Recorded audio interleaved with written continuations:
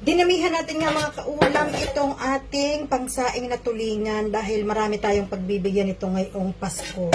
So ito atin munang lilinisin. So uulitin ko, ito itinuro ko na dati, marami pa rin nagtatanong. Tingnan naman ninyo, kintab na kintab sa sobrang kasariwaan ng isdang ito. Oh.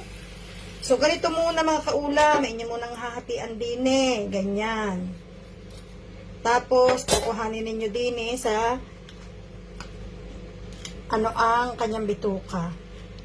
Tapos mamasahihin ng kaunti din hihilahin din ang are para kasamang lahat ang bituka. Sana'y huwag tayong mawarningan ng ating bossing at ito'y bawal. Dati pinatanggal sa akin ang video na ito. Ganito.